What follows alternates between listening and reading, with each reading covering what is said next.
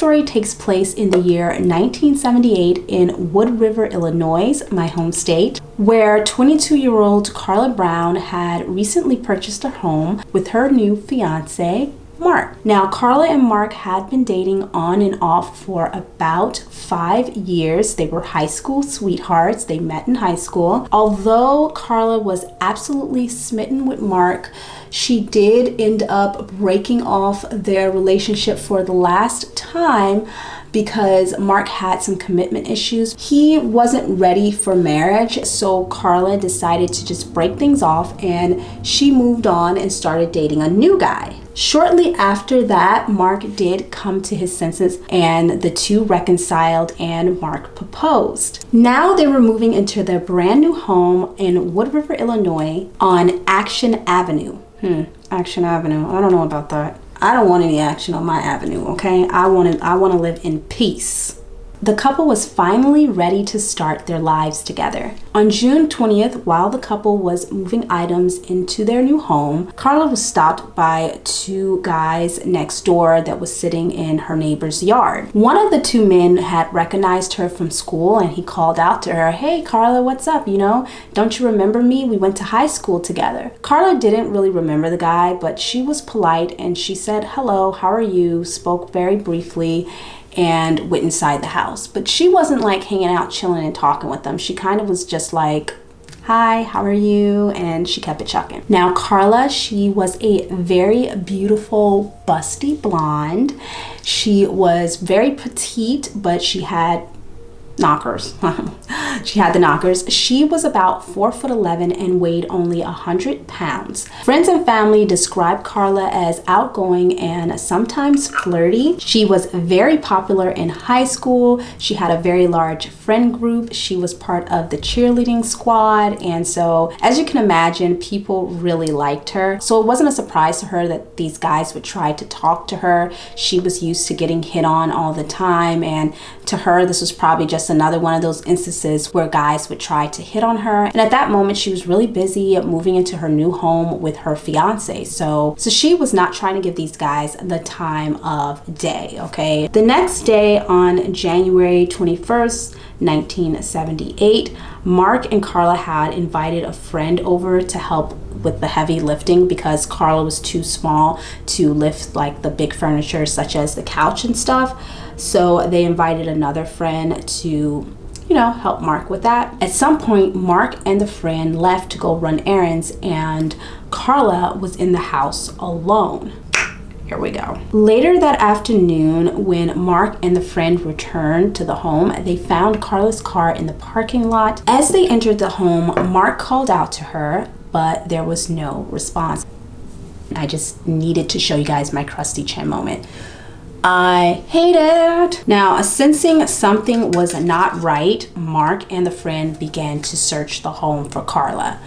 They are going throughout the home, calling out to her, and she's just not responding. Nobody's responding. They're still not getting any response. So at this point, Mark decides to go into the basement, which I don't know. I hate basements. In Home Alone, he has to go into the basement because of the furnace. That's how I feel every time a basement is involved. Like every time I have to go to a basement, it doesn't matter. I just get scared. I'm just like, no, the basement. So Mark searched the home, and when they did not find her, they went down to the basement. And when they entered the basement of the home, that is when Mark discovered Karla's lifeless body laying in a bucket of water. She was laying face down in a pail of water. She was nude from the waist down. She was wearing a sweater on top. She had socks wrapped around her neck. Her hands were bound behind her back with an electrical cord. Mark ran to pull Karla's face out of the water. At this same time, the friend goes to call 911.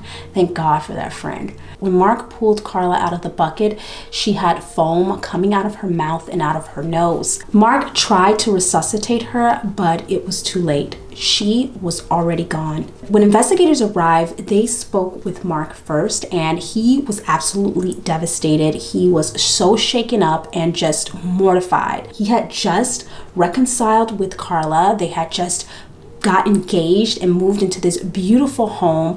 How could this be happening to them now? Like, it was just his worst nightmare. I feel like there's a hair in my eye. Oh God.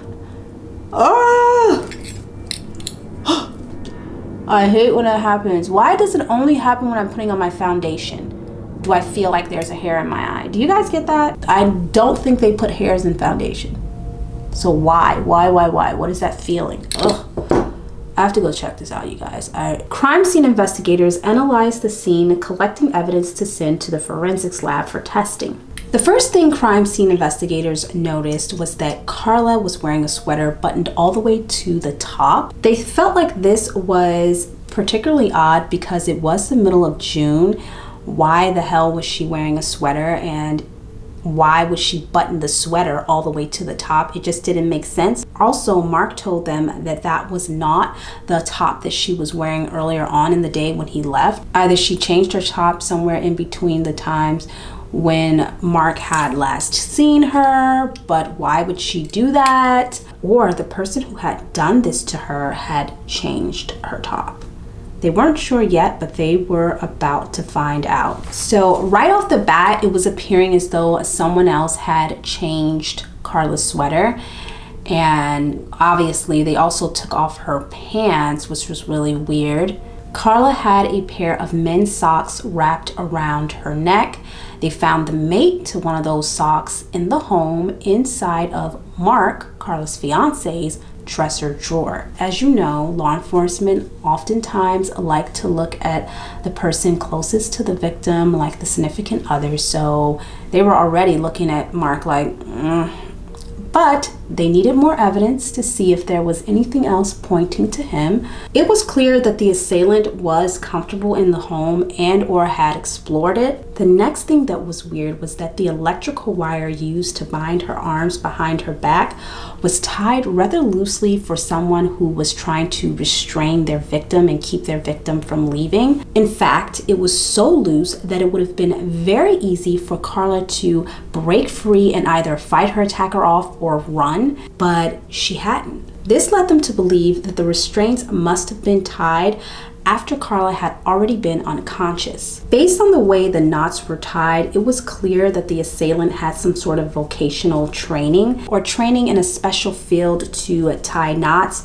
perhaps a boat tugging captain or something like this. I mean, it just was not the average knot. Now, in the room next to the room where Karla's body was found, crime scene investigators discovered droplets of blood near a couch. As they explored the room, they found that one of the cushions on the sofa, the corner of it, was completely soaked and what appeared to be a washed out blood stain. When they looked underneath the couch, there was a puddle of water and blood, along with a matching pair of socks similar to the men's socks that was found around Karla's neck. They also found a coffee pot hidden in the rafter beams above the couch. The coffee pot was from the couple's kitchen, and instantly investigators were able to tell that the assailant had tried to use the coffee pot to clean up the blood from the couch. This led crime scene investigators to believe that the attack hadn't taken place in the room where Karla's body was found,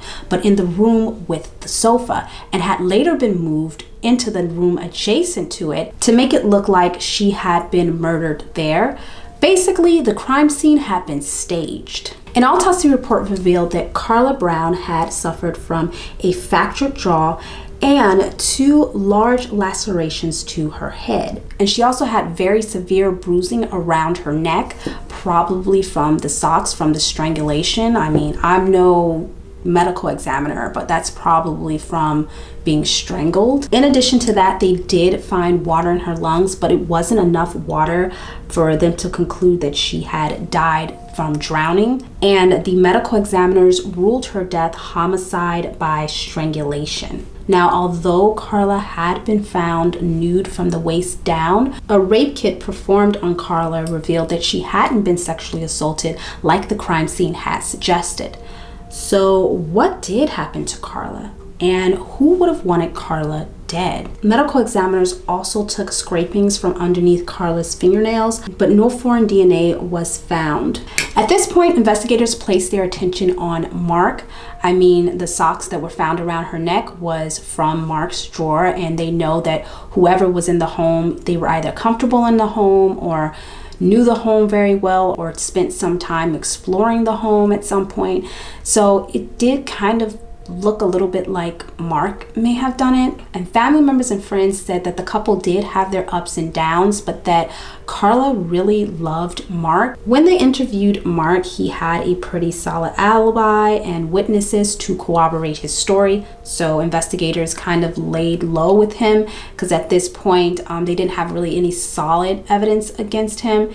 And they turned their attention to the two men that Karla had encountered on the day that she moved in, the guys that were sitting in the lawn next door to her. Both men had alibis and they willingly took a lie detector test, which initially seemed like they both passed.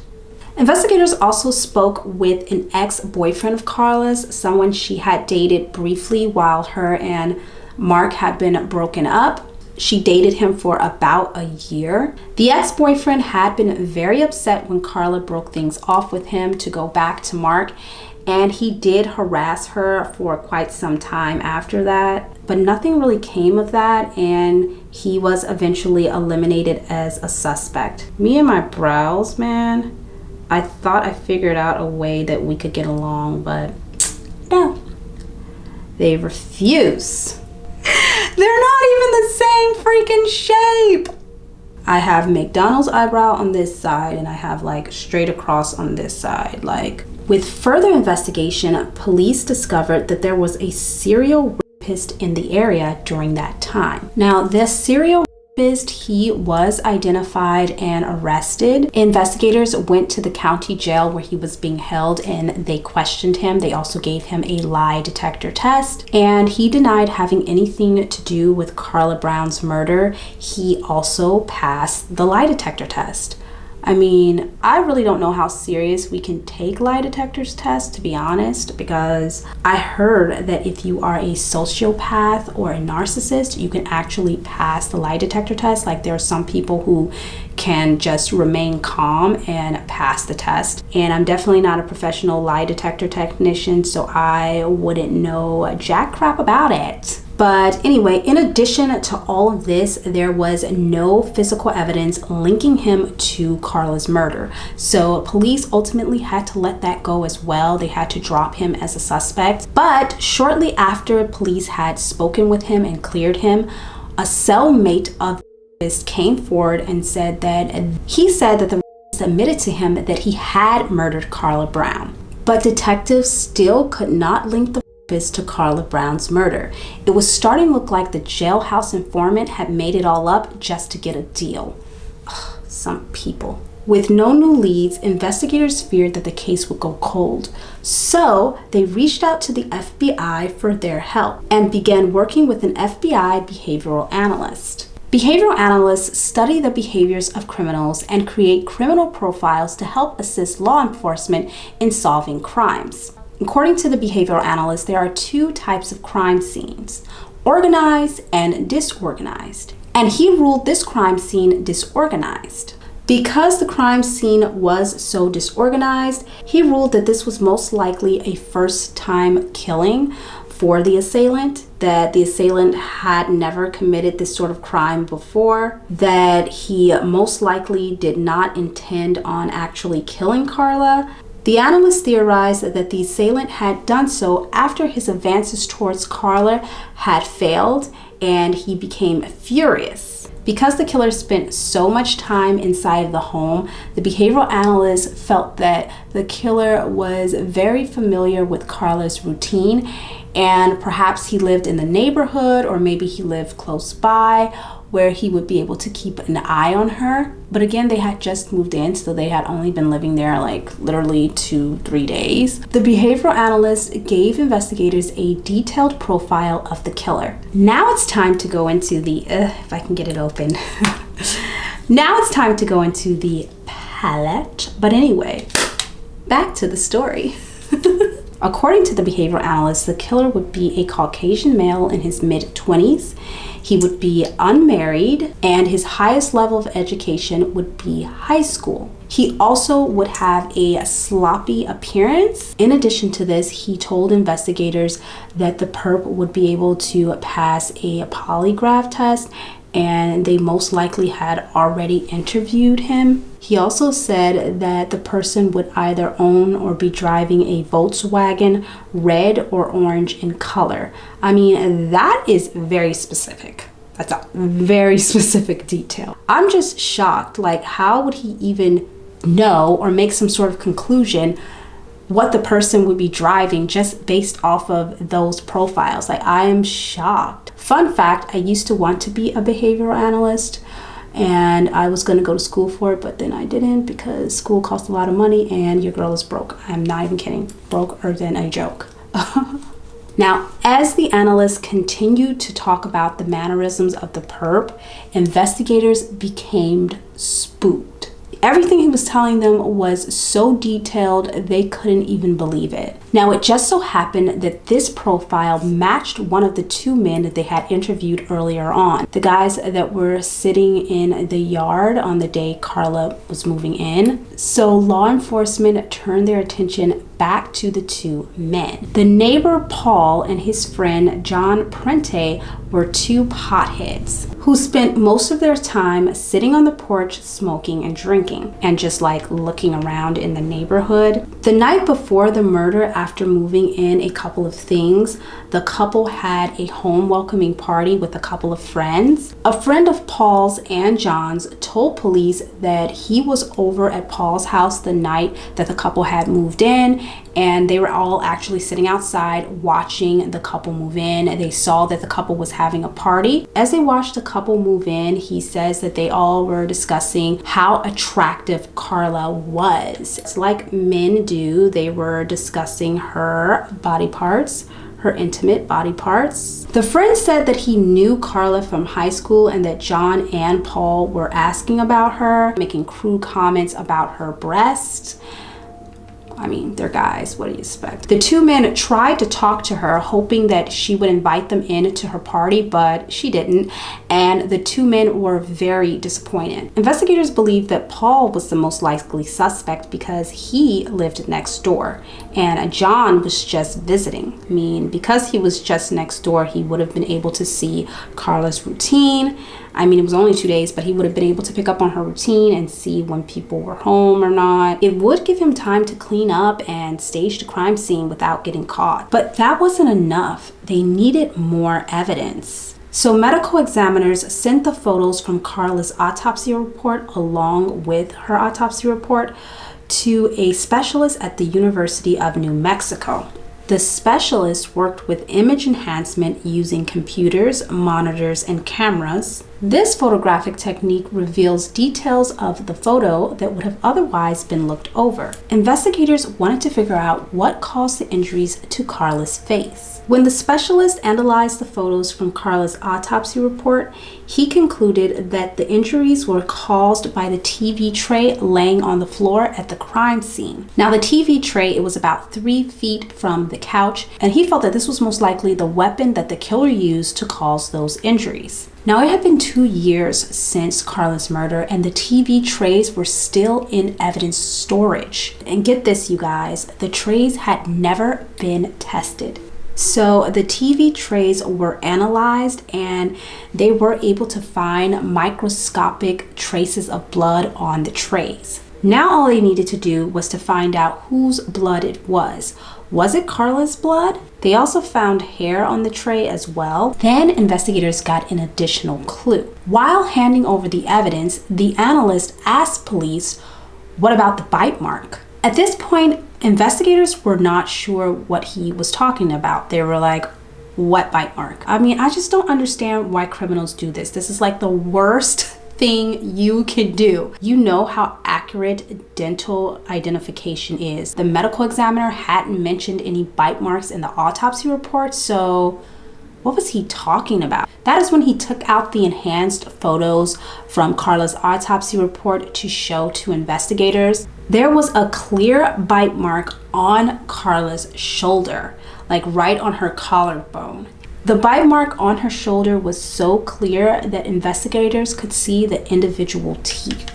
This was the clue that investigators were looking for. They believed that the most likely suspect was Paul, and when they checked the men's 2 alibis again, Paul said John came by that day and they spent the day on the porch just drinking and smoking as usual. However, John said that he had been there that morning and left in the afternoon to go turn in some job applications that he had filled out. And he claims that he didn't see Paul until later that night when he had come back in the evening time with another friend. Now, their stories were not matching up. Seems like the 2 men attempted to be each other's alibis, but they didn't have their story straight, so now it was falling apart and just not working out. Investigators weren't sure who was lying, so they took a second look at the polygraph test, just to see if there was anything on there that they had missed originally. And they discovered that Paul's polygraph showed deception,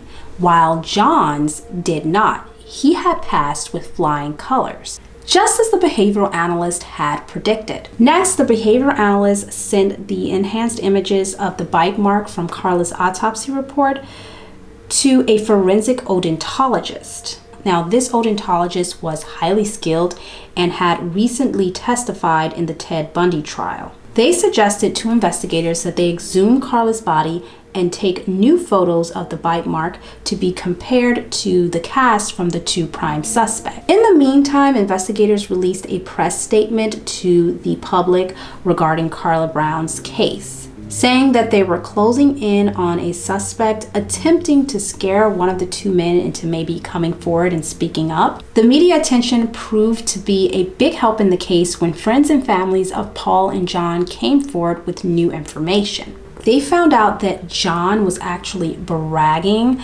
saying that he had seen Karla's body because he was next door when everything happened, which is bizarre. Like, why would you be bragging about that?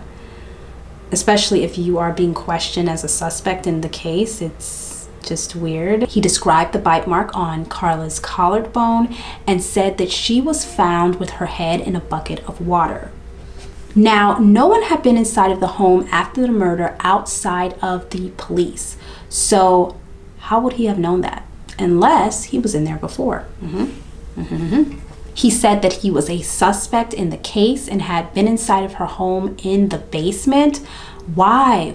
Like, how stupid are criminals? 5 years later, in June of 1982, Karla's body was exhumed. Now, to ensure that nothing was overlooked this time, the chief medical examiner came in to do the re-examination herself. And she found a lot of things that had been missing in the original autopsy report.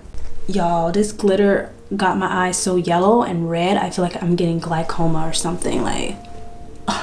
The head was not examined in the original autopsy. This time, the medical examiner opened the skull. She discovered bruising to the scalp and skull fractures. Now, she believed the blows to the head caused Karla to be unconscious, but she was still alive, breathing shallowly when her head was placed into the bucket of water. And she may have actually drowned. This theory was supported by the foam found around Karla's mouth and nose, indicating that she was still breathing. After examining the wound found on Karla's collarbone, the medical examiner did determine that it was in fact a bite mark. Now all they needed to do was to compare it to the 2 suspects' cast. When investigators re-interviewed Paul, he had changed his story. He was now saying that John was there that morning, and he said that he came back that afternoon sweaty and short of breath. Like, what was he sweating for?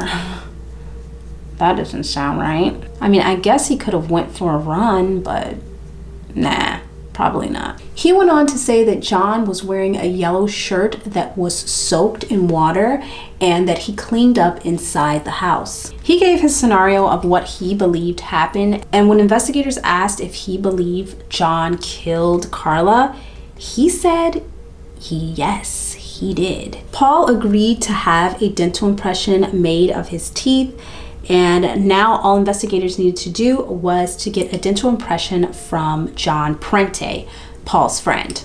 After all this happened, John Prenti became extremely paranoid and nervous, and he went to Paul to pay him a little visit. And he basically went to Paul to convince Paul that Paul had told police the wrong thing. He just kept trying to convince Paul that he wasn't there that night and that the testimony he gave police was not true and that he needed to retract that testimony because it wasn't true. But Paul was sticking to his story and he was like, no, I remember you were here. Despite John trying to convince Paul to retract his statement to police, it was already too late because investigators had already sent out 3 blind tests to the forensic odontologist, and the test results were back in. According to the forensic odontologist, out of the 3 blind tests that were sent to him, there was only 1 cast that matched the bite mark. Guess whose? John Prenti's. We know it. With further investigation, police found out that John Prenti had actually left town just shortly after Karla's murder. He told friends that he was being harassed by police because he was a suspect in the Karla Brown case. I don't know why this dude was going around like boasting about this. It's not something to boast about, sir, but okay. And guess what, you guys? The vehicle he was driving was a Volkswagen. He also had a sloppy, unkept, bummy appearance, just as the behavioral analyst had predicted in the beginning. Wow. After speaking with an ex-girlfriend of his, they were convinced that John Prenti was their killer. She told police some very embarrassing details about John. She said that John did have some issues with impotency and that he did not take rejection well. He had a very bad temper. She described times in their relationship where he would get violent and have a very explosive temper. And the kicker, he had bitten her on the shoulder several times before during sex. Listen, look. Like, what kind of biting we doing, okay? Like, I don't mind a little nibble here and there, you know what I'm saying? But is it a nibble or is it like a legit bite? Because that's a whole other thing, okay? Police were also able to find witnesses who said that they saw John talking with Karla in her driveway that morning. A number of other witnesses later came forward, placing John at Paul's house that day. In July of 1983, John Prenti was arrested and charged with Karla's murder. Thanks to forensic science and some good police work, John Prenti was convicted of first-degree murder and was facing death. He was ultimately sentenced to 75 years in prison. What do you guys think about this case and my makeup look? Please let me know in the comments down below. If you like videos like these, you can check out some of my other episodes. I'll leave them linked on the screen right here. Like, comment, subscribe, and share. Please share because it really helps me out. And I'll see you guys next time with another true crime story time. Bye.